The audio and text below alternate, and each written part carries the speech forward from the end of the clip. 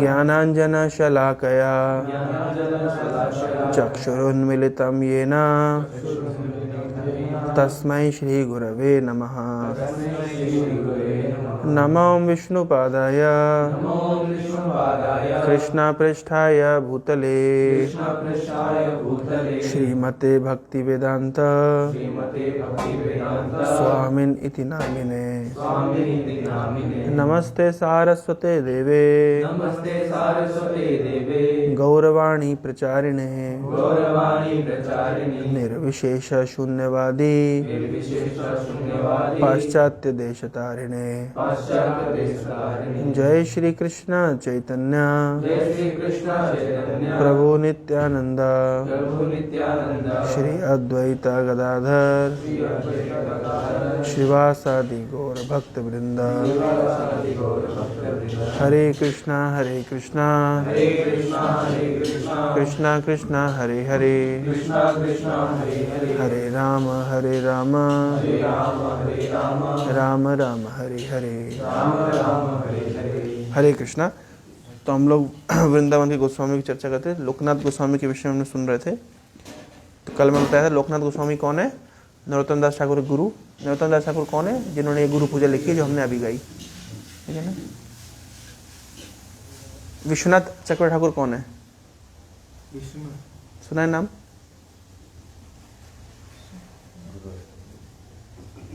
नहीं, नाम जानते, काम नहीं जानते। जिन्होंने संसार दावानल लिखा है, हम हर दिन गाते हैं। किसने लिखा है? उनका नाम है विश्वनाथ चक्रवर्ती। ठीक, तो ध्यान रखना चाहिए। जो हम संध्या आरती गाते हैं वो किसने लिखी है? कि बजयो जयो गोरा चांदेर। सुना है आरती? सुना है? आरती को शोभा किसने लिखी है? अभिषेक नहीं होता? भक्ति विनोद ठाकुर। कौन है भक्ति विनोद ठाकुर? ऑफ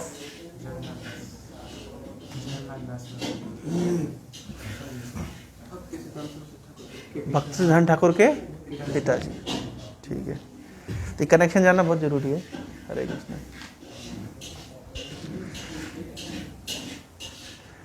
आइए, तो हमने सुना था कि चैतन्य महाप्रभु के बचपन के फ्रेंड थे लोकनाथ गोस्वामी। लोकनाथ गोस्वामी अद्वैत आचार्य के स्कूल में पढ़ते थे और चैतन्य महाप्रभु गंगादास पंडित के स्कूल में पढ़ते थे। ये नाम मैं बीच बीच में क्यों बता रहा हूँ, जैसे गंगादास पंडित, अद्वैत आचार्य, थोड़ा सा धीरे धीरे, है ना, फिर वो बार बार सुनते सुनते ना कनेक्टिविटी लगने लगेगी आपको। तो जब लोकनाथ गोस्वामी पहुंचे तो चैतन्य महाप्रभु किस किस के साथ में थे? मुरारी गुप्त, श्रीनिवास आचार्य, है ना, गदाधर। और कल क्या मैंने बताया था, इनसे पहले महाप्रभु की दोस्ती नहीं थी क्योंकि महाप्रभु काफ़ी घमंडी टाइप के थे। लेकिन विशाल हो, ठंड में क्यों बैठे हो? लेकिन बाद में क्योंकि चैतन्य महाप्रभु भक्त बन गए। कब भक्त बने? जब दीक्षा लेके आए। किससे दीक्षा लिए? चैतन्य महाप्रभु गुरु का नाम ईश्वरपुरी। और कहाँ दीक्षा लिए? गया में। तो जब दीक्षा लेकर के आए तो चैतन्य महाप्रभु पूरा भी अब भावावेश में थे और बाकी जिनके फ्रेंड्स सब समझ गए कि दीक्षा ले लिए, अब ये भक्ति मतलब इसकी शुरू हो गई। मतलब ये एक्चुअली भक्ति थी, वो तो वो छुपी हुई भक्ति थी, बस वो प्रकट हो गई। उससे पहले महाप्रभु स्कॉलर की लीला कर रहे थे, एक घमंडी एरोगेंट स्कॉलर की लीला। लेकिन अब महाप्रभु भक्त भाव जिसके लिए प्रकट हुए उनका स्वीकार उन्होंने मैनिफेस्ट किया और आने के बाद में संकीर्तन लीला शुरू करी। सुबह के समय में नगर संकीर्तन में जाते थे और रात के समय में श्रीवास आंगन में, श्रीवास के आंगन में महाप्रभु कीर्तन करते थे और रात भर कीर्तन चलता था। अब लोग सोचेंगे सोते कब थे भाई, और काम कब करते थे, कमाई धमाई कब करते थे, है ना। सब तो सुबह को कीर्तन कर रहे, शाम को कीर्तन कर रहे हैं, तो घर संसार कैसे चलता था? क्वेश्चन जेन्युइन है, कैसे चलता था? भिक्षा वाला सिस्टम है, भिक्षा वाला सिस्टम साक्षात लक्ष्मीपति हैं भगवान। वो क्या लक्ष्मी का अभाव, उनको क्या नौकरी करनी पड़ेगी क्या? ना भगवान को नौकरी करने की जरूरत है ना भगवान के भक्तों को, समझ रहे हैं?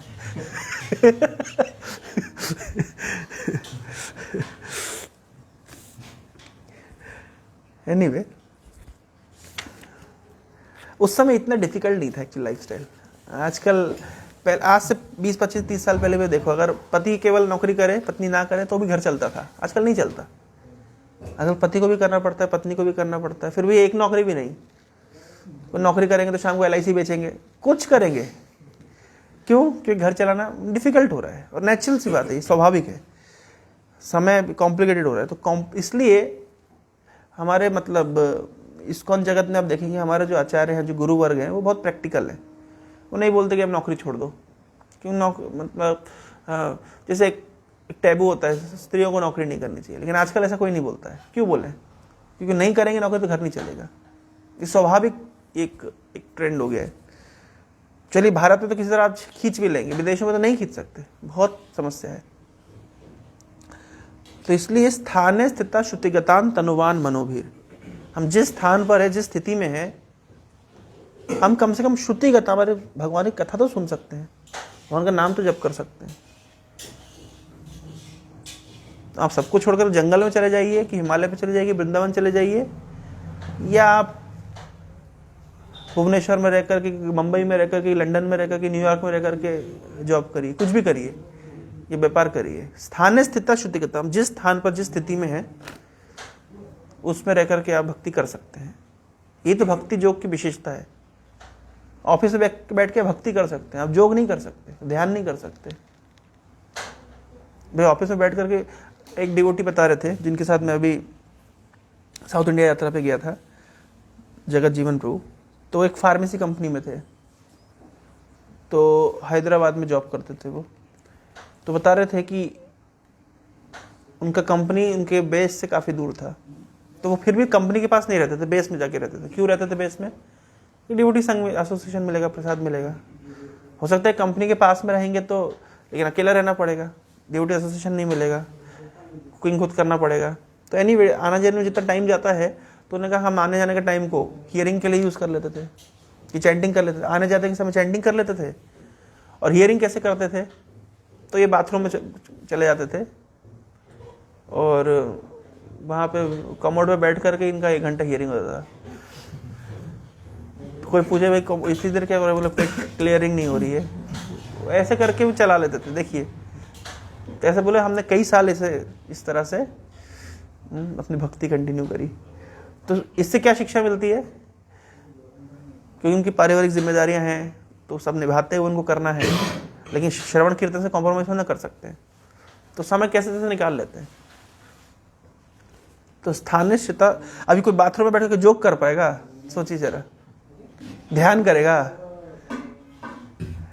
लेकिन भक्ति वहां भी हो सकती है। देखिए कितनी, मतलब भक्ति कितनी सुलभ है ना, मतलब बाथरूम में बैठ करके व्यक्ति कर सकता है। गौर किशोर बाबा जी महाराज, वो तो बाथरूम में जप करते थे, क्योंकि अगर बाहर आएंगे जॉब करेंगे लोग साधु बाबा करके कृपा करो करके बहुत लोग डिस्टर्ब करने आएंगे। तो ये बाथरूम में रहते थे, बोले बाहर निकलूंगा डिस्टर्ब करेंगे लोग, तो वहां बैठ के भजन करते थे। तो हमें तो कोई खैर डिस्टर्ब कोई करने आ नहीं रहा, हम तो आराम से भजन कर सकते हैं। तो उस जमाने में इतना कॉम्प्लिकेटेड नहीं था लाइफस्टाइल, इसलिए हाँ थोड़ी बहुत कमाई होने से भी खर्चा पानी निकल जाता था। सब चीज़ सस्ती थी, अवेलेबल थी, सबके पास 2-4 एकड़ खेत तो हो गई, आराम से फल तोड़ लेंगे, थोड़ा अनाज उगा लेंगे, सब इस तरीके से। इतना कॉम्प्लिकेटेड लाइफस्टाइल नहीं था, तो इसलिए वो ज़्यादा समय डिवोट कर पाते थे भक्ति के लिए। तो हमारे लिए शिक्षा ये है कि हम भी हमारे लाइफस्टाइल को जितना सिंपल रखें उतना अच्छा है, ताकि हमारे पास समय बचे भक्ति करने के लिए। हो सकता है कि आपको कोई कंपनी 30 लाख रुपए का पैकेज दे, लेकिन 30 मिनट भी आपको आपके लिए ना मिले। तो लेकिन हो सकता है दूसरी कंपनी, हो सकता है आपको 10 ही लाख का पैकेज दे, लेकिन आपको सफिशिएंट समय मिलता है भक्ति करने के लिए। तो इसलिए तो धन के लालच में ना जा करके भक्ति कैसे हो जाए उसकी वो फैसिलिटी देखना चाहिए। ये टेस्ट आएगा, दो ऐसे ऑप्शंस आएंगे, भगवान चेक करेंगे ना कि मतलब केवल बेस में भक्ति कर रहे थे कि बाहर निकल के भी करेंगे, भगवान चेक करते हैं। तो जितना अपने लाइफ को हम सिंप्लीफाई कर सकें उतना अच्छा है। तो चैतन्य महाप्रभु से जब लोकनाथ गोस्वामी मिलने के लिए आए, दोनों ने एक दूसरे का आलिंगन किया, रात भर संकीर्तन हुआ। फिर महाप्रभु ने कहा आप इतनी लंबी यात्रा करके आए हैं, जाके रेस्ट करिए, सुबह मैं आपको मिशन दूंगा, एक टारगेट दूंगा आपको, लाइफ मिशन, पूरे जीवन का एक मिशन मिलने वाला आपको। If you have nothing to die for, you have nothing to live for. अगर आपके जीवन में ऐसा कोई उद्देश्य नहीं जिसके लिए आप मर सके, तो आप जीने का भी कोई पर्पस नहीं है। If you have nothing to die for, you have nothing to live for. तो हर व्यक्ति को जीवन में एक ऐसा उद्देश्य होना चाहिए जिसके लिए मरने को तैयार है। क्या है आपके जीवन का उद्देश्य जिसके लिए मरने को तैयार हो? क्या है? बेटा कल मर ही गए थे तो बच गए, कृपा हो गई भगवान की, नहीं तो कल तो निपट ही जाते थे। ऐसे जब कर ऐसे कर ऐसे कर ऐसे। मैंने कहा क्यों आंख मार रहे हो तुम, जब पे ध्यान दो ना। बोले नहीं मेरी गर्दन अटक गई है।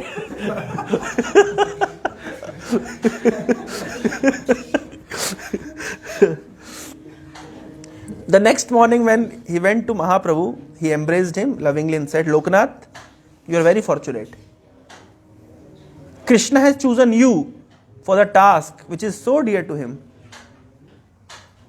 Krishna has chosen you for the task that is so dear to him. You go to holy Vrindavan. That is the land of Krishna's love pastimes. It is now a deserted forest. You reclaim all the holy places associated with his Leela. You have now to devote yourself exclusively to this great task. You need not stay here anymore in Navdeep. तुम नवदीप में मत रहो, तुम वृंदावन जाओ और वृंदावन का उद्धार करो। लोकनाथ गोस्वामी क्या प्लान लेकर के आए थे? चैतन्य महाप्रभु के साथ में रहूंगा। महाप्रभु ने कहा यहाँ रहने की जरूरत नहीं है, वृंदावन जाओ और वहां पे इस मिशन में लग जाओ। प्रभु, I renounce the world and came here to pass rest of my life in your sweet company and to drink to my heart's content the cup of nectar that flows from your lotus feet.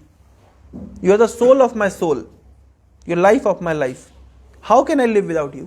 मैं आपके बिना कैसे रहूंगा? Why are you so cruel to me, Prabhu?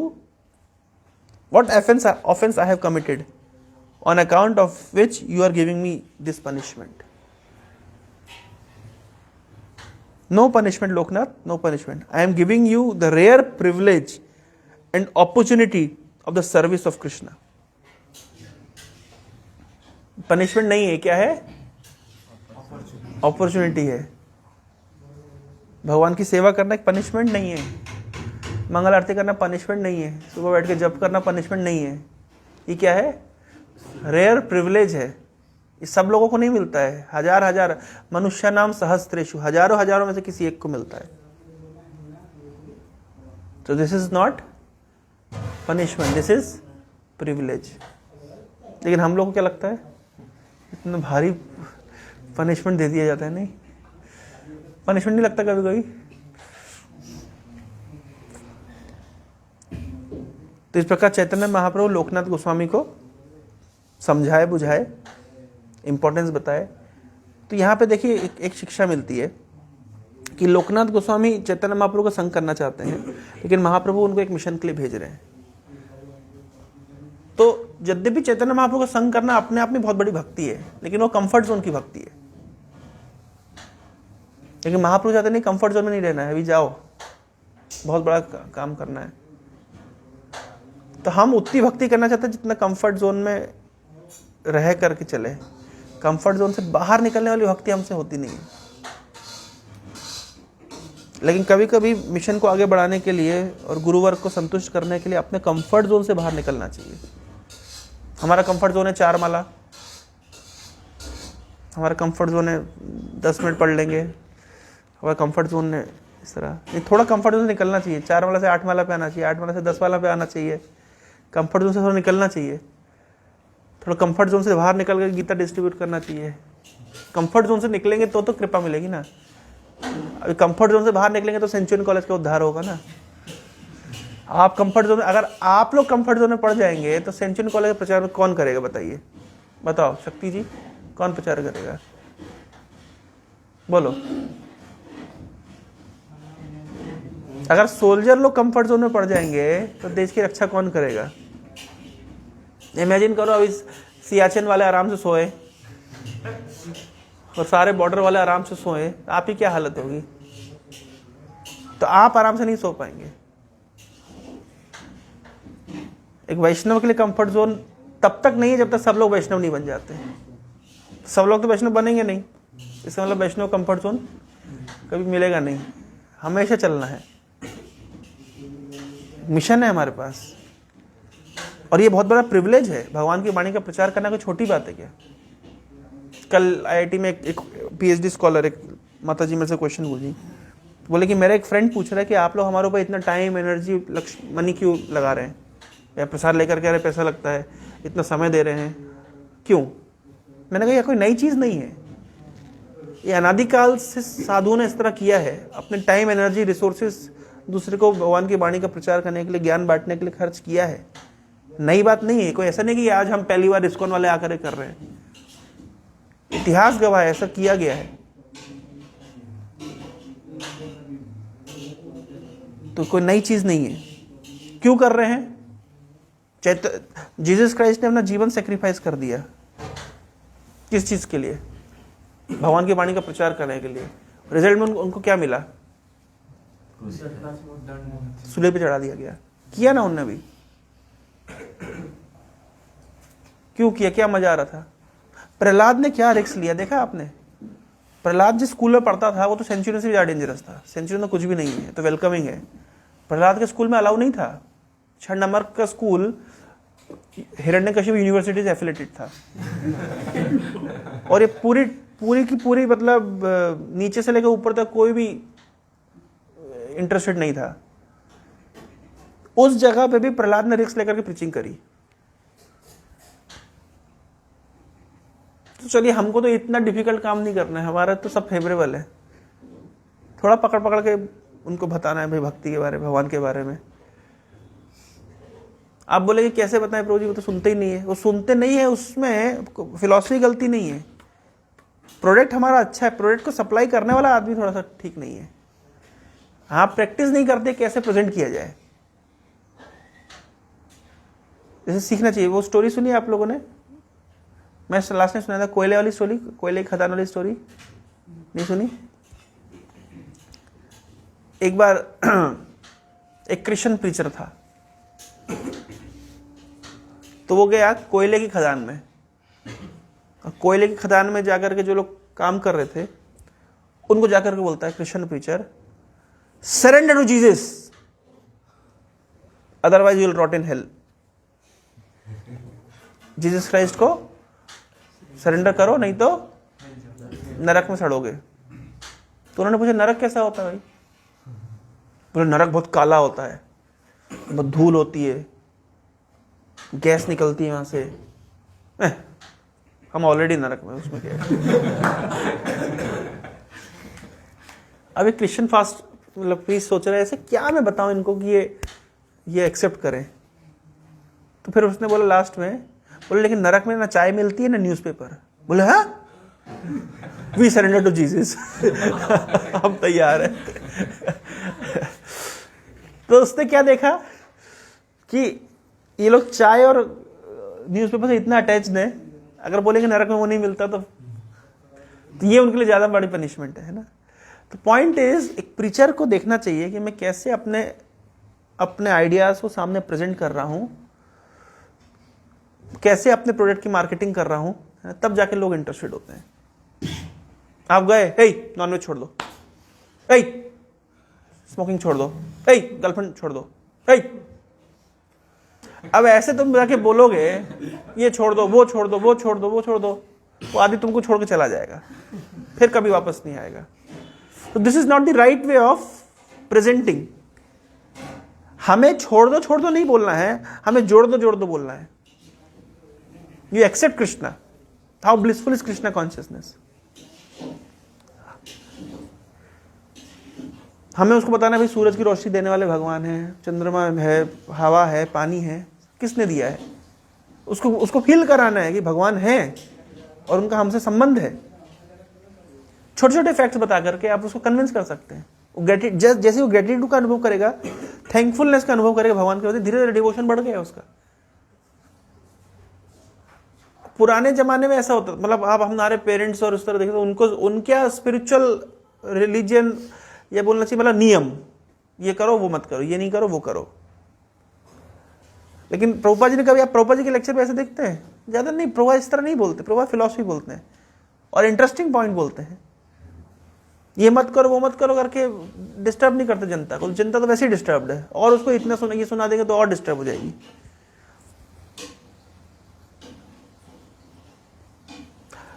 उसको जाके बोलेंगे मतलब है तुम दुखी हो, सुख पाने के लिए गीता पढ़ो। वो बाइक में चल रहा है, पिताजी पैसा भेज रहे हैं, गर्लफ्रेंड पीछे बैठी हुई है, बिरयानी खाने जा रहा है, बाद में बोतलें खुलेगी, तुम कह रहे दुखी हो। तुम दुखी हो, वो दुखी नहीं है। दुखी कौन है? तुम दुखी हो, इसलिए तो संसार में दुख है, संसार में दुख है। कौन सा दुख है भाई? कौन सा दुख है संसार में भाई? जिससे गर्लफ्रेंड बाइक में चिपक करके बैठी हुई है, उसके जीवन में संसार का कौन सा दुख है, मुझे बताओ। उसको जाके बोल रहे हो संसार दुखालय है। अरे भाई संसार दुखालय वहां मत बोलो,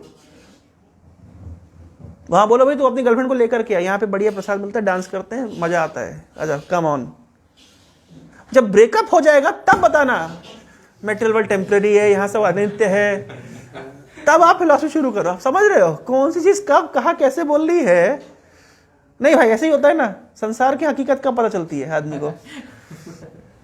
विकास बताएगा, इसके लिए अच्छा एक्सपीरियंस है विकास का। ये जो मोबाइल टूटा है ऐसे नहीं टूटा है, ये फेंक करके मारा गया है फ्रस्ट्रेशन में। हाँ अच्छा, अरे तो पता ही नहीं था। आप समझ रहे? तो प्रीचिंग करने हम जाते तो हमें बस क्या करना है ना, हमको व्यक्ति की नर्व्स पकड़नी है भाई, क्या चाहिए इसको, किस चीज से कन्विंस होगा। तो ये थोड़ा सा मार्केटिंग स्ट्रेटेजी चेंज करनी है। हमारा प्रोडक्ट बहुत अच्छा है, फर्स्ट क्लास, लेकिन हमारी मार्केटिंग इतनी बर्बाद है कि लोग मतलब भाग जाते हैं। तो हमें क्या करना है, केवल ये प्रैक्टिस करना है। प्रीचिंग एक आर्ट है, आर्ट को प्रैक्टिस किया जाता है। प्यूरिटी का कंटेंट एक अपनी जगह है, लेकिन प्रेजेंटेशन एक अपनी जगह है। और प्रेजेंट कैसे करना है इसके लिए होमवर्क करना चाहिए। कोई पूछे अगर भगवान होते हैं कैसे बनाएंगे? मैं एक दिन पूछा कि एक सवाल, मैंने कहा भगवान होते कैसे, मतलब बच्चे डिवोटी मतलब प्रैक्टिस कर रहे हैं, मैंने कहा भगवान होते कैसे बताओगे? बोले मैं फील करता हूँ। अरे मैंने कहा नालायक, तू फील कर रहा है? तू किसी साइंटिफिक सभा में जाकर के वैज्ञानिकों के बीच बोलेगा कि इंजीनियरों के बीच में बोलेगा कैसे मैं फील करता हूँ, तो चलेगी तेरी गाड़ी? ऐसे बोलने चलता है मैं फील कर रहा हूँ, मेरी भावना ऐसी है, तेरी भावना है। This is not the right way of presenting things. भाई प्रैक्टिस करके जाओ ना, 10 पॉइंट पढ़ के जाओ भगवान होते हैं, जो 10 पॉइंट भगवान होते हैं। भगवान साकार है कि निराकार है, 10 पॉइंट पढ़ के जाओ। भगवान एक व्यक्ति है कि शक्ति है, 10 पॉइंट पढ़ के जाओ, रट लो। जातिवादी मतलब जो होता है वर्णाश्रम सिस्टम, ये जन्म से नहीं होता है, कर्म से होता है। याद कर लो ना 2-4 कॉन्सेप्ट। टोटल 20-25 कॉन्सेप्ट है, अगर आप उसको रट लिए, अब डिबेट कर डिस्कस करके रट लिए, मान लीजिए कोई खड़ा हो, आपको एक के बाद एक बोलना है भगवान होते हैं, तो 2-4 पॉइंट बोल दिए, सामने वाला स्टन खत्म। ये प्रैक्टिस करके जाना चाहिए। आत्मा होती है, प्रूव करो। तो वो नलायकों की तरह प्रूव कर रहा है, वो डेड बॉडी मरने वाला था, उसको एक कांच में रख दिया, उसका वजन कम हो गया। अरे मूर्ख, ये क्या फिलॉसफी दे रहे हो भाई? ऐसे कोई आत्मा का अस्तित्व प्रूव करता है? आत्मा का वजन है कि तुम्हारे वो वेइंग मशीन में आ रहा है? तुम ऐसे नालायकों वाली बात बोल गए इलॉजिकल, तो सामने व्यक्ति क्या समझेगा? उसको बोलो भाई आत्मा होती है, प्रमाण ये है कि जब आत्मा निकल जाती है शरीर मरता है। बोला आत्मा दिखती नहीं तो इलेक्ट्रिसिटी भी नहीं दिखती, उंगली लगा के देख ले, पता चल जाएगा है कि नहीं है। कुछ चीजें दिखती नहीं है, कॉज एंड इफेक्ट से समझना पड़ता है। छोटी छोटी चीजें आपको तत्व उसको समझा, प्रैक्टिकल लॉजिकल बात, पर उसको आपने पढ़ना चाहिए, सुनना नहीं। चल तो रहा है, हाँ आ गया, ठीक है, पॉइंट समझ आ रहा है।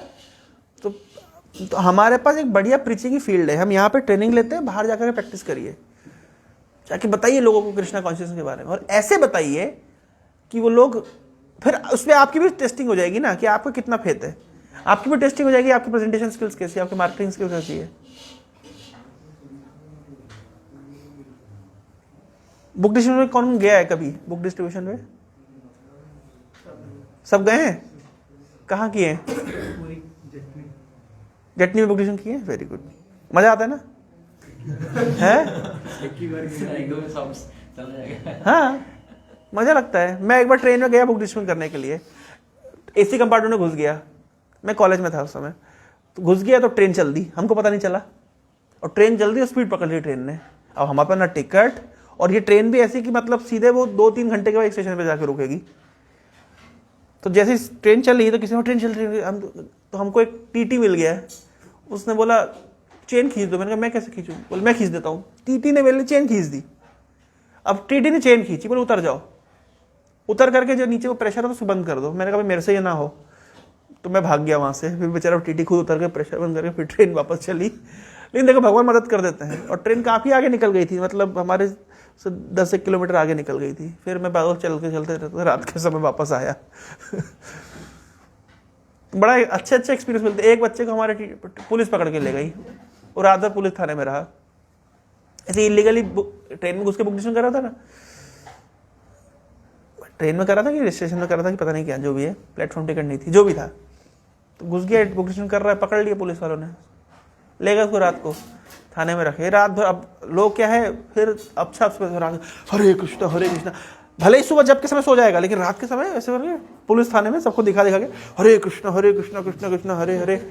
पुलिस वाले सुबह बेचारे को सुसम्मान के साथ में घर छोड़ के गए, किताब भी लिए और फल फूल भी खिलाए, साधु महात्मा जाइए। उसका इतना अच्छा एक्सपीरियंस हो गया। मतलब अलग अलग मजे लगते ना, अब अलग अलग स्टोरियाँ निकलती है। नहीं वो स्टोरी बुक डिस्ट्रीब्यूशन की स्टोरी सुनाते हैं लोग।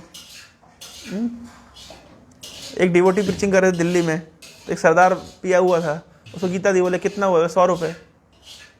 बोले कृष्ण ने तो अर्जुन को गीता फ्री में सुनाई, तुम 100 रुपये काय का ले रहे हो? बोले कुरुक्षेत्र सुनाई। कुरुक्षेत्र दिल्ली लाने का खर्चा।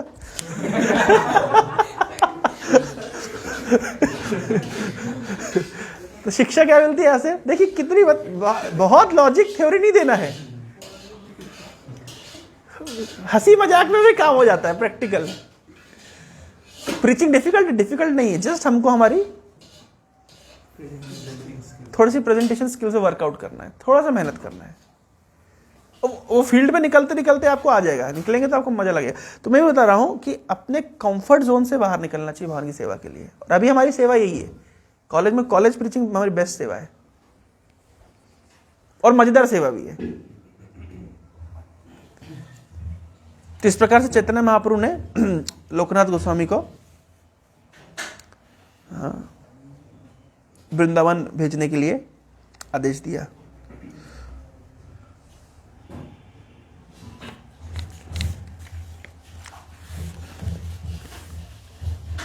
So Loknath stayed in Navdeep only for 5 more days to enjoy the company of Mahaprabhu. On the 6th day, he left for Vrindavan. उनके साथ में गए थे भूगर्भ गोस्वामी। भूगर्भ गोस्वामी गदाधर पंडित के एक शिष्य हैं। शिष्य मतलब उनके स्टूडेंट रहे। तो लोकनाथ गोस्वामी गए, और उनके साथ में कौन गए? भूगर्भ गोस्वामी। मैं भूगर्भ गोस्वामी क्यों नाम ले रहा हूं? आप वृंदावन में जाएंगे तो लोकनाथ गोस्वामी की समाधि के पास में भूगर्भ गोस्वामी की समाधि भी है। तो क्वेश्चन उठेगा भूगर्भ गोस्वामी कौन है? ये कहां पे इनका समाधि जानते हैं? कौन से मंदिर में? मेरे ख्याल से नाम मुझे ध्यान नहीं आ रहा, यहाँ लिखा है ना, राधा विनोद के मंदिर में,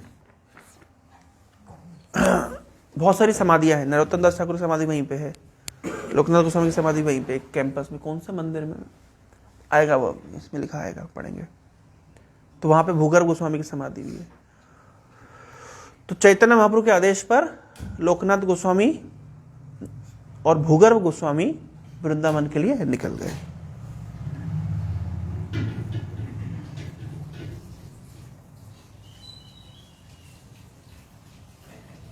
तो Loknath Goswami was born in the village of Talakhandi. He was 2 or 3 years older than Chaitanya Mahaprabhu. Chaitanya Mahaprabhu 2-3 साल बड़े थे। इनके पिताजी का नाम है, माताजी का नाम है, वो सब मैं नहीं पढ़ूंगा। और इन्होंने अद्वैत आचार्य के स्कूल में पढ़ाई करते थे, ये सब हमने सुना है। The study of Bhagavatam maddened Loknath with love of Krishna. After completing his study of Bhagavatam, Loknath returned home. पढ़ने कहाँ आए थे ये? अद्वैत आचार्य से पढ़ने के लिए आए थे, है ना, नवदीप के पास, नवदीप। और उसके बाद में वापस लौट गए अपने घर तलाखंडी, क्योंकि जब ये नवदीप में आए होंगे तब इनकी दोस्ती हुई होगी महाप्रभु से। और जब ये लोग बड़े हो गए और तब पता चला कि महाप्रभु अभी संकीर्तन आंदोलन का प्रचार प्रसार कर रहे हैं, तब खबर तो वहां तक भी पहुंच गई होगी। फिर ये वापस महाप्रभु से मिलने के लिए आए। After returning he started his own school and began to teach. ये देखिए सब लोग ट्यूशन टीचर्स टाइप के थे, सब ने अपना अपना स्कूल खोल के रखा था। इसी और टीचर ट्यूशन पढ़ाने से जो भी इनको दक्षिणा मिलती होगी स्टूडेंट से, गुरु दक्षिणा, उससे इन लोग का चलाते थे काम। क्योंकि ब्राह्मण थे ना सब लोग, तो ब्राह्मण मतलब पठन पाठन यजन याजन दान प्रतिग्रह, उनका ये कार्य था। He was respected as much for his scholarship as for his devotion. खूब ज्ञानी थे और भक्त थे, हमेशा भगवान के प्रेम में मग्न रहते थे। So we know from Chaitanya Charitamrita that Mahaprabhu travel to East Bengal after some time, East Bengal, sometime after he had defeated the Digvijayi Keshav Kashmiri in Shastrarth. Chaitanya Mahaprabhu ने केशव कश्मीरी को परास्त किया। नाम सुना है केशव कश्मीरी का? एक दिग्विजयी पंडित थे, पहले जमाने में ऐसे हाथी घोड़ों पर चढ़ करके आते थे शास्त्रार्थ करने के लिए, और आपस में शास्त्रार्थ करेंगे, और जो परास्त हो जाएगा वो जीतने वालों को सर्टिफिकेट देगा कि हाँ भैया तुम बहुत बड़े स्कॉलर हो। तो केशव कश्मीरी पूरे भारत के स्कॉलर्स को परास्त करके, कश्मीरी क्यों? कश्मीरी पंडित, नाम सुना कश्मीरी पंडित, कश्मीरी फाइल्स, कश्मीरी पंडित। कश्मीरी पंडित एक बहुत मतलब विद्वान कम्युनिटी है, बहुत बड़े लाइब्रेरी हुआ करता था कश्मीर में।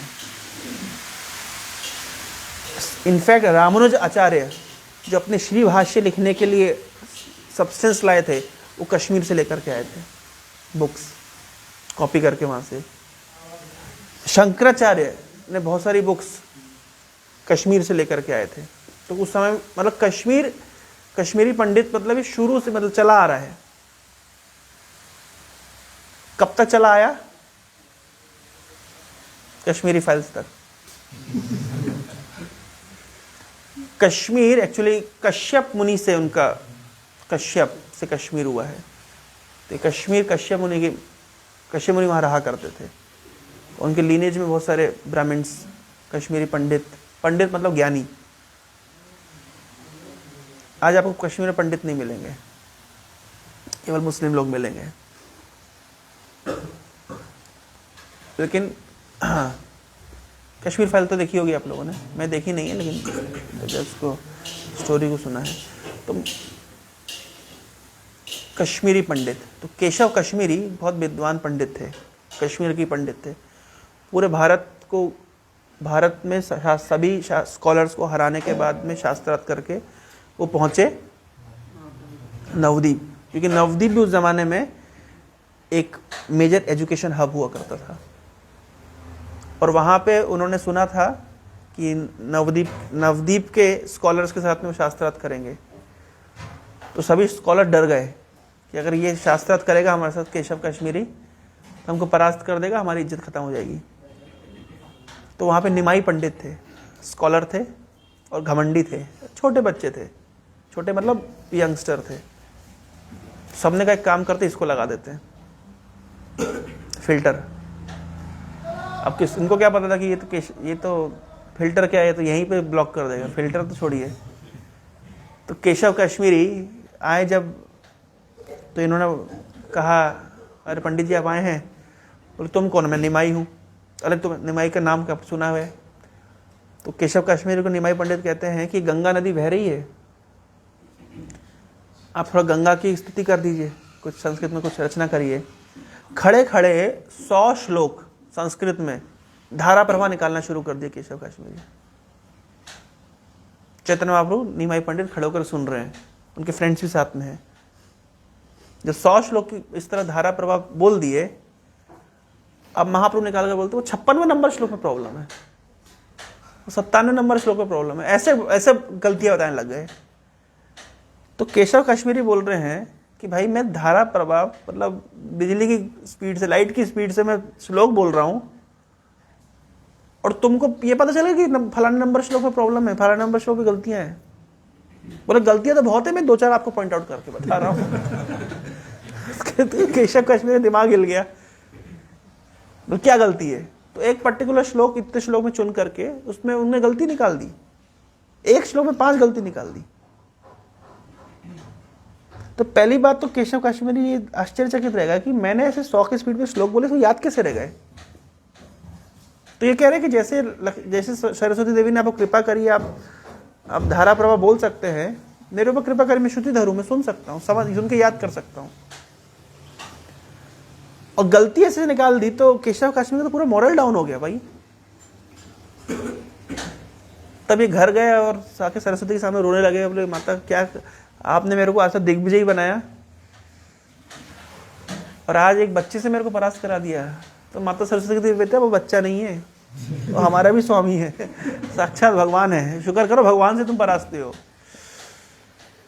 तो इस प्रकार से केशव कश्मीरी दिग्विजयी पंडित को चैतन्य महाप्रभु ने परास्त किया और फिर केशव कश्मीरी महाप्रभु के शरण स्वीकार किए और आगे चल करके वो वल्लभाचार्य के संप्रदाय में वो उन्होंने इनिशिएट हुए, उस परंपरा में आचार्य बने। तो जब चैतन्य महाप्रभु ये लीला के बाद में चैतन्य महाप्रभु ईस्ट बंगाल, जिसको आज हम बांग्लादेश कहते हैं, तो यहाँ वहाँ यात्रा पे गए। मैं भी जा रहा हूँ भगवान की कृपा से महाप्रभु के उन स्थानों को दर्शन करने। His reputation as most learned Pandit of Navadvip had spread far and wide. There he conducted studies and performed kirtan. During his travels in East Bengal, he went to Talakhandi and stayed with Loknath for a number of days. तो जब ये east Bengal की यात्रा कर रहे थे तब ये लोकनाथ से मिले थे, उनके साथ कुछ समय बिताया था। He took Loknath with him and went to Vikrampura where he met Tapan Mishra. East Bengal में यानी आज के बांग्लादेश में ये लोकनाथ को साथ में लेकर गए। जो बांग्लादेश टूर पे किसको साथ में लेकर के गए थे? लोकनाथ गोस्वामी को साथ में ले गए। कब की बात है ये? कब की बात है ये? तो है ही, मतलब जब चैतन्य महाप्रभु दिग्विजयी पंडित को परास्त कर दिए थे उसके बाद में ईस्टर्न बंगाल यात्रा पे गए थे, सब वहां लोकनाथ को साथ में लेकर गए थे। क्यों? इनको लोकनाथ कैसे मिल गए? बचपन के फ्रेंड्स थे, इनको पता है वहां रहते हैं, तो मिलते हुए चले गए। सब लोग बढ़िया टूर करके आए। फिर ये अपने घर, ये अपने घर। उसके बाद चैतन्य महाप्रभु ने मन बनाया कि अब मैं संन्यास लूंगा। उस समय फिर लोकनाथ तक ये बात पहुंची, वो आए। अलग अलग फेजेस में बात हो रही है ना, मतलब समझ पा रहे हैं ना, लिंक समझ रहे हैं ना। तो चैतन्य महाप्रभु उसके बाद में विक्रमपुरा गए। विक्रमपुरा में तपन मिश्र से मिले। और तपन मिश्र कौन है? तपन मिश्र है रघुनाथ भट्ट गोस्वामी के पिताजी। नाम सुना रघुनाथ भट्ट गोस्वामी का? है यहाँ फोटो है रघुनाथ भट्ट गोस्वामी की। ये 6 गोस्वामी में एक गोस्वामी है। 6 गोस्वामी का नाम क्या है? रूप गोस्वामी, सनातन गोस्वामी, जीव गोस्वामी। रघुनाथ दास गोस्वामी, रघुनाथ भट्ट गोस्वामी है, और कौन रह गया?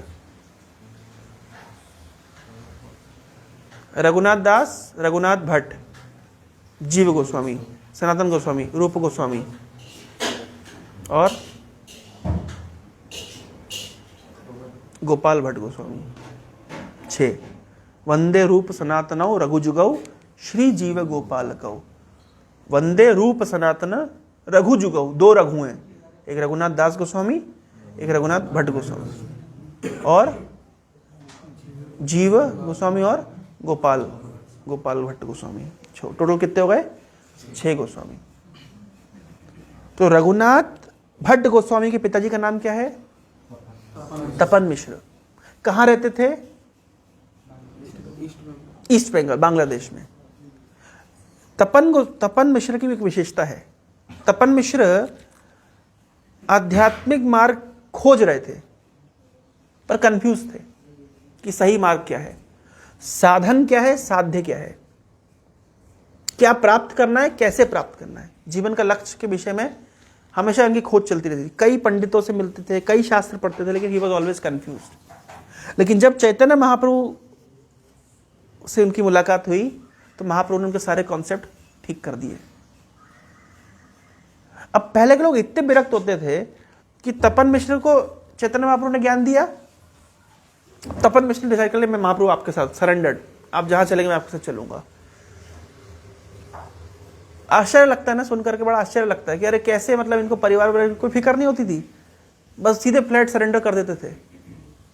एक छोटा सा एग्जांपल आपको देता हूं। जैसे मैं उड़ीसा में देखता हूं, उड़ीसा में मैं कल एक लड़के से मिला, मैंने कहा सिर मुंडा लिया तुमने? मैंने कहा क्या हो गया? बोला नहीं, पूरी डेंड्रफ हो रहा था।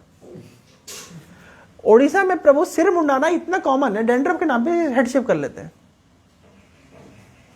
समझ रहे हैं आप कितना इजी है? कितने लोगों में देखा हूं, डेंड्रफ हो रहा था हेड शेव कर लिया, गर्मी लग रही थी हेड शेव कर लिया। हमारे मध्य प्रदेश में या पंजाब में तो खैर छोड़िए, मध्य प्रदेश में अगर हेड शेव कर लिया तो इतना सिर, पूरा खानदान सिर पे उठाना पड़ेगा आपको। हेड शेव कैसे कर लिया? मैं मर गया हूं क्या? तेरा बाप हूं मैं मर गया हूं क्या मैं? ऐसे बात होगी। वहां पे हेड शेव करना मतलब एमपी में it's kind of grave offence. लेकिन उड़ीसा में तो हम देखते हैं, थोड़ा गर्मी लग रहा है हेड शेव कर लेते हैं, थोड़ा डेंडर हो रहा है हेड शेव कर लेते हैं। मैं बहुत बच्चों को समझ रहे हैं, जहां वहां पे हेड शेव करना एक बहुत बड़ा टैबू है और यहाँ पे हेड शेव करना कॉमन है। और आप आंध्र प्रदेश चले जाइए, तिरुपति, तो औरतों का हेड शेव करना भी कॉमन है। अब जस्ट कल्चर का अंतर देखिए। तो इस कल्चर में उस जमाने में उनको आध्यात्मिक मार्ग, उनको पता है कि वास्तविक जीवन तो आध्यात्मिक जीवन है, भौतिक जीवन तो टाइम वेस्ट है। तो हमेशा रेडी रहने से सरेंडर करने के लिए, कब जाना है कब छोड़ना है बताइए, हम तो रेडी बैठे हैं। हमारे मतलब उस जमाने में रेडी बैठते थे, कब छोड़ना है, घर संसार कब छोड़ना है बताइए, हम रेडी बैठे हैं। हमारे रेडी बैठे कब पकड़ना है, नहीं, कब संसार पकड़े, हम रेडी बैठे हुए हैं, ताक में बैठे हुए हैं। कॉलेज जाते ही पहली नजर पड़ती, भाई कौन मेरी बनेगी।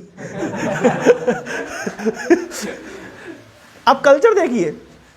तो तपन मिश्र चैतन्य महाप्रभु से मिले और कन्विंस हो गया कि जीवन का लक्ष्य भगवान की भक्ति करना। तो महाप्रभु मैं आपके साथ चलूंगा। बोले महाप्रभु मेरे को रुको, तो मेरे साथ मत आओ, तुम काशी जाओ, मैं जब संन्यास लेने के बाद में वहां जाऊंगा तब आपसे मिलूंगा। तो तपन मिश्र को चैतन्य महाप्रभु ने पहले ही ठीक कर दिया कि आप ईस्ट बंगाल में मत रहना, आप वहां पे ट्रांसफर ले लो। क्यों? क्योंकि एक बहुत बड़ा मिशन के लिए मैं वहां पे आऊंगा। चैतन्य महाप्रभु वाराणसी जाएंगे, काशी में मायावादियों को उद्धार करेंगे, पर काशी में रहेंगे कहां पे? तो रहे वो चंद्रशेखर आचार्य के घर में और भोजन करते थे तपन मिश्र के घर में। महाप्रभु ने उनको भेजा। ये तपन मिश्र, गौरांगपुर एक लेक्चर बता रहे थे, ये तपन मिश्र ने एक्चुअली आगे चल करके महाराज मानसिंह के साथ में अलाइज किया था, मानसिंह को कन्विंस किया था। और फिर मानसिंह ने इतना डोनेशन दिया था, लाल पत्थर, जब लाल किला बन रहा था, उस लाल पत्थर से आगे चल करके गोविंद देव जी का मंदिर बना, आगे चल करके और वृंदावन के मदन मोहन इत्यादि मंदिर बनाए गए। तो इसके लिए इंस्ट्रूमेंटल कौन थे? तपन मिश्र। कहां रहते थे? ईस्ट बंगाल में। महाप्रभु कन्विंस करके उनको लेकर के आए। मतलब देखिए, महाप्रभु एक्चुअली क्या कर रहे हैं? केवल ईस्ट बंगाल घूमने नहीं जा रहे हैं, आगे आने वाले मूवमेंट को तैयार कर रहे हैं, एक एक व्यक्ति को तैयार कर रहे हैं। इतना ही नहीं, तपन मिश्र के साथ में उनका एक बच्चा था, रघुनाथ भट्ट। तो महाप्रभु क्या कर रहे हैं? नेक्स्ट एक गोस्वामी तैयार कर रहे हैं, जाके उसको बीज डाल रहे हैं, तो आगे जाके ये वृंदावन आएगा और षड गोस्वामी में से एक होगा। इस तरह चैतन्य महाप्रभु के रंगनाथ में, दक्षिण भारत में, वहां पे वेंकट भट्ट से मिले, और उस समय उनका छोटा बच्चा था जो आगे चल के गोपाल भट्ट गोस्वामी बने। आप पॉइंट समझ रहे हैं? चैतन्य महाप्रभु कैसे सेटिंग जमा रहे हैं। महाप्रभु ऐसे घूमने नहीं जा रहे टाइम पास करने के लिए, चलो कुछ नहीं काम घूम करके आते हैं। घूमने नहीं गए हैं, ये नींव रख रहे हैं अपने मूवमेंट की। कि कितना इंपॉर्टेंट काम किया तपन मिश्र ने आगे चल के, सोच रहे हैं आप? मतलब राजा के साथ एलाइज करना ताकि वृंदावन का उद्धार हो सके, कितना साइकिल घुमा रहे हैं। और आगे सुनिए, इसके बाद इतना ही नहीं, तो तलाखांडी में लोकनाथ से मिले, उसके बाद में विक्रमपुरा में रघुनाथ भट्ट के पिताजी तपन मिश्र से मिले। उसके ब्रह्मपुत्र नदी के आसपास था एक विलेज भेटिया, जहां पे लक्ष्मीनाथ लहरी रहते थे अपने भाई पुरुषोत्तम के साथ। ये लक्ष्मीनाथ लहरी आगे चल करके स्वरूप दामोदर बने संन्यास लेने के बाद। ये स्वरूप दामोदर वो हैं जो चैतन्य महाप्रभु के साथ में जगन्नाथपुरी में दो भक्त थे। कौन कौन? रामानंद राय और Swarup Damodar. They were the constant associates of Chaitanya Mahaprabhu for his 18 years of past times. जो 18 साल चैतन्य महाप्रभु जगन्नाथपुरी में रहे, केवल दो कॉन्फिडेंशियल डिवोटी उनके साथ में थे, जो उनके भाव को पूरा समझते थे। एक थे रामानंद राय। रामानंद राय कौन थे? गवर्नर थे। कहां के?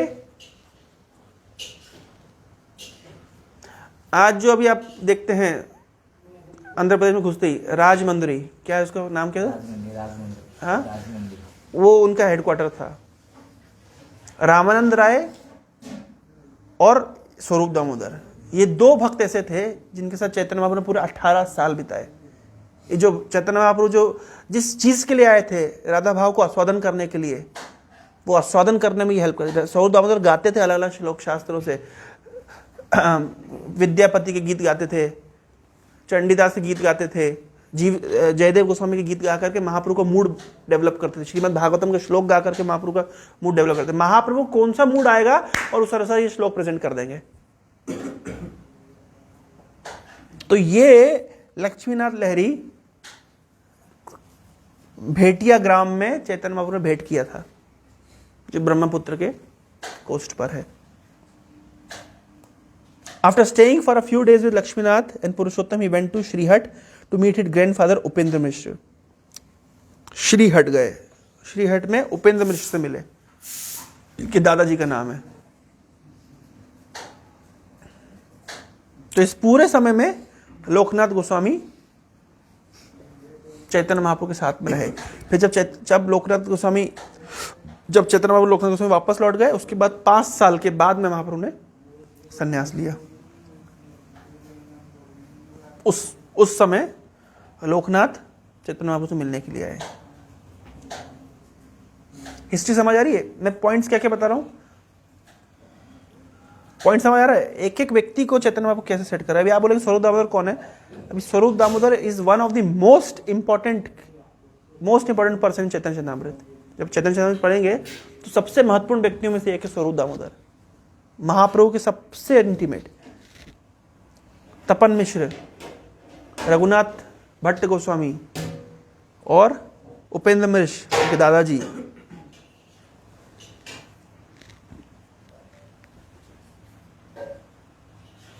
तो ये सब नाम अभी पता चल रहे हैं, पहली बार सुन रहे हैं, हो सकता है याद ना रहे, पर इन ड्यू कोर्स ऑफ जब आप जैसे पढ़ेंगे शास्त्रों को और जैसे सुनेंगे महाप्रभु की लीलाएं, तो ये सब आपको नाम फिर बारंबार वृंदावन में जाएंगे। जैसे मैं उदाहरण देता हूँ आपको, जब हम गए थे,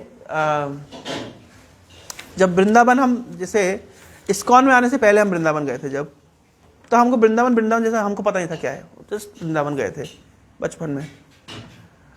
जब इस्कॉन से जुड़े तो हमको बताया गया जैसे गौड़िया मूवमेंट होता, गौड़िया ऐसे गौड़िया वैष्णव है और हरे कृष्ण महामंत्र है, और तो हमने कहा हाँ है, लेकिन हमने कहा ठीक है बंगाल में होता होगा, वृंदावन में क्या है। इस्कॉन से जुड़ने के बाद में सब जब नाम पढ़ लिए देख लिए, अब आप वृंदावन जाते तो आपको लगता है वृंदावन में केवल गौड़िया वैष्णव है। वृंदावन में तो 99% गौड़िया वैष्णव है, जबकि पहले भी हम वृंदावन गए थे, हमको नहीं दिखा था। जब हम इस्कॉन से कनेक्ट हो गए, सब हमको पता चल गया, हरे कृष्ण महामंत्र पता चल गया, चैतन्य महाप्रभु पता चल गए, तब आप जब वृंदावन जाएंगे, आप राधा कुंड जाएंगे, आपको गौड़िया वैष्णव दिखेंगे हर जगह। हाँ, सब वैष्णवों की समाधि आपको दिखेगी, सब जितने वैष्णव है मैक्सिमम उनके बंगाली बैकग्राउंड से आए होंगे। क्यों मैं ऐसा बोल रहा हूं? और वृंदावन के मुख्य मंदिरों में गौड़िया वैष्णव है। चाहे जितने महत्वपूर्ण मंदिर, चाहे गोविंद देव जी का मंदिर हो, मदन मोहन जी का मंदिर हो, गोपीनाथ का मंदिर हो, राधा दामोदर का मंदिर हो, सब जगह आपको गौड़िया वैष्णव मिलेंगे। सब जगह चैतन्य महाप्रभु को जानते, सब जगह चैतन्य महाप्रभु को ही वहाँ वृंदावन में भगवान मानते चैतन्य महाप्रभु को। ये हमने जब सुना पहली बार कि चैतन्य महाप्रभु भगवान है, आप उड़ीसा के लोग चैतन्य महाप्रभु को जानते हैं, हम तो नहीं जानते थे, आप भी नहीं जानते थे। उड़ीसा के लोग नाम सुने, बचपन में सुने होंगे, है ना, लेकिन हम ये नहीं जानते कि हम तो सुने ही नहीं थे, नाम ही नहीं सुने थे हम। लेकिन जब नाम सुना ठीक है, हमने कहा कि कुछ संत होंगे, बोले नहीं इस्कॉन वाले बोलते भगवान है। मेरे को डाइजेस्ट नहीं होता था, मैंने कहा भगवान कैसे हैं? ठीक है कोई संत होंगे ठीक है, लेकिन भगवान कैसे, ये डाइजेस्ट नहीं होता था। वृंदावन जब हम गए तो हमको पता चल गया कि भैया पूरा वृंदावन चैतन्य महाप्रभु का दीवाना है, क्योंकि वृंदावन को खोजा चैतन्य महाप्रभु ने एक्चुअली में। इस सारे लीला स्थली को तो उधर चैतन्य महाप्रभु ने किया है, ये तो कोई कुछ नहीं जानता था, महाप्रभु ने अपने पार्षदों को भेज के करा है। तो देखिए वृंदावन इतना इंपॉर्टेंट स्थान है, जब तक हमको ये ट्रेंड का पता नहीं था, ये कल्चर का पता नहीं था, हम लोग भी ऐसे वृंदावन घूम के आते थे, लेकिन हमको चैतन्य महाप्रभु नहीं पता था। इसको ना जुड़ने के बाद थोड़ा सा समझने के बाद पता चला भाई वृंदावन के तो रग रग में चैतन्य महाप्रभु है, और सब जानते हैं, ऐसा नहीं है कि महाप्रभु को नहीं जानते हैं, सब चैतन्य महाप्रभु को भगवान ही बोलते हैं। तब हमको पता चला, बचपन से हमको पता ही नहीं है बात, बचपन से कितनी बार वृंदावन घूम के आ गए हम, लेकिन हमको पता ही नहीं महाप्रभु कौन है। अब जब जाते तो हम, कोई भी ब्रजवासी पूछे चैतन्य महाप्रभु कौन है, बोले भगवान कृष्ण स्वयं। पॉइंट समझ आ रहा है मैं क्यों ऐसा बोल रहा हूं? कि हम उस कल्चर से पहले उतना अकस्टम नहीं थे। अभी हम ये जब नाम पढ़ रहे हैं, पहली बार सुन रहे हैं, हो सकता है हमको अकस्टम नहीं है, इसलिए अजीब अजीब लग रहा है क्या चल रहा है, लेकिन ग्रेजुअली आप देखेंगे ये कल्चर, ये एक एक नाम बारंबार उनके महत्व पर, आगे जब हम पढ़ेंगे सनातन गोस्वामी, रूप गोस्वामी, उनके विषय में पढ़ेंगे, हमारे कल्चर में हेरिटेज का इतना रिचनेस है, हमको पता चलेगा हम कितनी महान परंपरा से, हमको पता चलेगा, हमारा रेवरेंस और बढ़ेगा। हरे कृष्णा कृष्णा कृष्णा हरे हरे, हरे राम राम राम हरे हरे। तो मेरे को लग रहा है सारे गोस्वामी का भी तो एक एक गोस्वामी खत्म होने में जल्दी तो नहीं है ना कि खत्म करें, धीरे धीरे आगे बढ़ेंगे। किसी को कोई जिज्ञासा, कोई प्रश्न?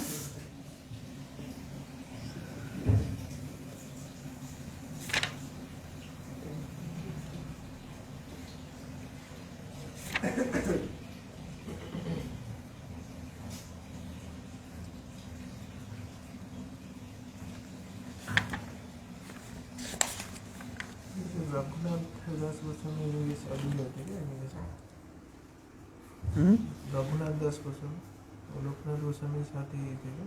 नहीं, रघुनाथ दास गोस्वामी तो बहुत बात के हैं, लोकनाथ गोस्वामी चैतन्य से 2-3 साल बड़े हैं। रघुनाथ दास गोस्वामी नहीं, बाद में सब मिले थे, ये बाद में सारे गोस्वामी एक साथ, लोकनाथ गोस्वामी चले गए, भूगर गोस्वामी चले गए, उसके बाद सनातन गोस्वामी, रूप गोस्वामी गए, उसके बाद इधर से गोपाल भट्ट गोस्वामी आ रहे हैं, उधर से रघुनाथ दास गोस्वामी आ रहे हैं, उधर से जीव गोस्वामी आ रहे हैं, सब एक के बाद एक मिलते चले जा रहे हैं। वहां जाकर के पूरी गोष्ठी वही लगती थी वृंदावन में। महाप्रभु क्या किए, पूरा भारत ट्रेवल करके ज्वेल्स को उठा उठा के सब वृंदावन भेज दिए, तुम जाओ, तुम उधर जाओ। चैतन्य महाप्रभु नित्यानंद प्रभु को भेजे, तुम बंगाल में जाके प्रचार करो, खुद ओडिशा में रहकर प्रचार किए। और इन भक्तों को, जितने जो मतलब समझ रहे हैं, जो क्रीम थे महाप्रभु के पास में, जो संस्कृत के ज्ञाता थे उस जमाने में, देखिए रूप गोस्वामी सनातन गोस्वामी पर्शियन लैंग्वेज आती थी, अरेबिक लैंग्वेज आती थी, उर्दू आती थी, संस्कृत आती थी, और अंग्रेजी भी अगर आती हो इसमें कोई आश्चर्य नहीं है, क्योंकि उस समय अंग्रेजों का आना ऑलमोस्ट शुरू हो गया था। लिटिल लेट, एक आध दो आदमी आए थे, यूरोप से आए थे। तो ये जो जितने, लेकिन चैतन्य महाप्रभु ने क्या किया, जो क्रेस्ट ज्वेल है ना, जो देखिए चैतन्य महाप्रभु ने नित्यानंद प्रभु को वृंदावन नहीं भेजा। ये वृंदावन में आके क्या करेंगे, भावावेश में पड़े रहेंगे, नाचेंगे गाएंगे, वो अलग ही, वो अवधूत है वो। तो महाप्रभु ने अवधूत और सेंटिमेंट वाले भक्तों को नहीं भेजा वृंदावन। किसको भेजा? स्कॉलर्स को भेजा, सब IITians को भेजा महाप्रभु ने। और फिर क्यों भेजा? क्योंकि उनका कंट्रीब्यूशन ही उस लेवल का होगा। जो रूप गोस्वामी सनातन गोस्वामी ने कंट्रीब्यूशन दिया, जो जीव गोस्वामी ने कंट्रीब्यूशन दिया, उनके लिटरेचर, रघुनाथ दास गोस्वामी वैराग्य की शिक्षा दी। एक चैतन्य महाप्रभु के भक्त कैसा वैरागी होना चाहिए, उसका प्रमाण स्थापित कर रहे रघुनाथ दास गोस्वामी, जो कि रघुनाथ दास गोस्वामी की कितने रिच थे कि उनके पिताजी की इनकम थी 12 लाख स्वर्ण मुद्राएं, एनुअल पैकेज था उनका। 12 लाख सोने के सिक्के उस जमाने में। और उनका लड़का सब कुछ छोड़ करके घर से भाग जाता था, पिताजी पकड़ के लेकर के आते थे, आदमी लगा रखे थे लड़के को पकड़ने के लिए। ये भाग जाते थे, फिर उनको पकड़ के लाया जाता था। तो एक बार रघुनाथ दास गोस्वामी की मां ने उनके पिताजी से बोल दिया कि इसको चेन से बांध दो। तो उसके पिताजी कह रहे हैं कि इंद्र समान ऐश्वर्य और अप्सरा समान स्त्री जिसको नहीं बांध पाई, ये चेन क्या करेगी? तो रघुनाथ दास गोस्वामी पिताजी कहते हैं चैतन्य महाप्रभु के चक्कर में जो पागल हुए वो ऐसे ही होते हैं। जो चैतन्य महाप्रभु के चक्कर में पागल हो गए हैं, फिर वो ऐसे ही होते, फिर उनको घर बार में रोकने की इच्छा नहीं करती है। ये भाग जाते थे, भाग करके पुरी चले गए। ये आएगा इतिहास में पढ़ेंगे। पुरी चले गए तो पहले तो चैतन्य महाप्रभु का महाप्रसाद पाते थे, फिर उस दिन कुछ वो लेना बंद कर दिया। फिर सिंह द्वार पे खड़े होकर भीख मांग के खाते थे। फिर कुछ समय का सोचा कि मैं भीख मांगे खाता हूं, मैं विचार करता हूं आज आएगा मेरे को कोई देगा, कल इसने मेरे को दिया था, आज ये मुझे देगा, नहीं देता तो बुरा लगता है। ये तो वेश्यावृत्ति जैसा है, जैसे वेश्या कस्टमर, ये आज कस्टमर आएगा, कल एक कस्टमर आएगा, वेट करती है, वेश्यावृत्ति जैसा। छोड़ दिया वो। फिर क्या करते थे जब वैसे खाना छोड़ दिया? लास्ट में जो मतलब सड़ जाता था अनाज चावल महाप्रसाद का, जो गाय भी नहीं खाती थी, उसको लाते थे, धोते थे, जो ऊपर का जो सड़ा हुआ पार्ट है थोड़ा सा नमक मिला के खाते थे। जब महाप्रभु को पता चला कि ऐसे ही भोजन कर रहे हैं, महाप्रभु इतना खुश हो गए। महाप्रभु एक दिन गए और सीधे रघुनाथ दास को कुछ नहीं बोले, जाकर बोला अरे तुम इतना अच्छा भोजन अकेले अकेले कर रहे हो। महाप्रभु लिए और अपने मुंह में डाल लिए। पहली मुट्ठी डाली, दूसरी बार डाली तो सोलह पकड़ ली, भैया ये आपके लिए नहीं है। लेकिन महाप्रभु बता रहे, ये लिखा गया है चैतन्य चरितामृत में भी लिखा है सब, है कि चैतन्य महाप्रभु भक्त वैराग्य प्रधान, इस तरह का एक स्टेंजा है। चैतन्य महाप्रभु के भक्त जो होते हैं वैराग्य प्रधान होते हैं, वैराग्य में प्रवीण होते हैं। ताहा देखे प्रीत हुए गौर भगवान, जिसको देख करके चैतन्य महाप्रभु प्रसन्न होते हैं। चैतन्य महाप्रभु अपने भक्तों का वैराग्य देख के प्रसन्न होते हैं। तो उसको प्रमाण स्थापित कर रहे हैं रघुनाथ दास गोस्वामी। ये रघुनाथ दास गोस्वामी ने राधा कुंड बनवाया, जो आज हम राधा कुंड देख रहे हैं इतना वेल डेवलप, ये रघुनाथ दास गोस्वामी ने बनवाया। एक स्पॉन्सर मिल गया उनको भगवान की कृपा से, उससे स्पॉन्सर करा लिया पूरा। रघुनाथ दास गोस्वामी की समाधि है राधा कुंड में। एक दोनों में छाछ, दो दोनों में छाछ पीते थे, ऐसा करके जीते थे। तो एक एक भक्त से देखिए कितना बड़ा प्रभु, मतलब चैतन्य महाप्रभु वो शिक्षा दिलवा रहे हैं। रघुनाथ गोपाल भट्ट गोस्वामी, वृंदावन के सबसे फेमस बिगड़े कौन से हैं? उसका नाम है राधा रमन। नहीं तो फोटो देख लीजिएगा नेट पे, राधा रमन। राधा रमन किसके लिए प्रकट हुए थे? गोपाल भट्ट गोस्वामी के लिए प्रकट हुए थे। आज पूरी दुनिया राधा रमन को जानती है, गोपाल भट्ट गोस्वामी ज्यादा लोग नहीं जानते हैं। पर गोपाल भट्ट गोस्वामी कौन है? गोपाल भट्ट गोस्वामी दक्षिण भारत में वेंकट भट्ट के पुत्र है। राधा रमन दिखे? खोलो तो चैतन्य महाप्रभु ने है। कलयुग में तो यार कोई समझ, सतयुग की बात चल रही है, कलयुग की बात चल रही है। ये है राधा रमन, समझ गए ना? देखा इनको, बहुत फेमस है ये, वृंदावन के लाडले हैं ये। बस बस ये शालिग्राम शिला थे। तो गोपाल भट्ट गोस्वामी देखते थे सब लोग अपने अपने बिगड़े को बढ़िया सजाते हैं, ड्रेस पहनाते हैं, मुकुट पहनाते हैं, मोर मुरली देते हैं। अरे हमारे जो भगवान है वो तो शालिग्राम शिला जैसे हैं, हम उनको क्या पहना है? इतनी प्रार्थना की इंटेंसिटी थी कि शालिग्राम ऐसे राधा रमन में प्रकट हो गए। आप राधा रमन मंदिर जाके देखिए वृंदावन में, पागल हो जाएंगे। ऐसा फूल बंगला बना करके बढ़िया सजा करके, मतलब अमेजिंग। शालिग्राम क्या होता है? भगवान शिला होती है, ये गंडकी नदी में मिलती है। एक पर्टिकुलर प्रकार का कीड़ा होता है, वो काट करके अलग अलग फॉर्म देता है, कूर्म शिला, नरसिंह शिला, शालिग्राम शिला कहते हैं। वो भगवान विष्णु का ही स्वरूप है, उसकी पूजा की जाती है। वो एक्चुअली उधर से उनको मिला था ना, गंडकी नदी से मिला था, उसको लेकर के आए थे। और ये शालिग्राम भगवान के विग्रह के रूप में इतना प्रकट हो गए। मैं एक और बात बता करके क्या था विराम दूंगा। वज्रनाभ ने, वज्रनाभ कौन है? कृष्ण के पुत्र, प्रद्युम्न के पुत्र, अनिरुद्ध के पुत्र वज्रनाभ। वज्रनाभ ने अलग अलग विग्रह बनाए थे भगवान के, है ना? अलग अलग विग्रह स्थापित किए थे। जो चरण थे, 3 विग्रह के नाम मैं बता रहा हूं, गोविंद देव, मदन मोहन, गोपीनाथ।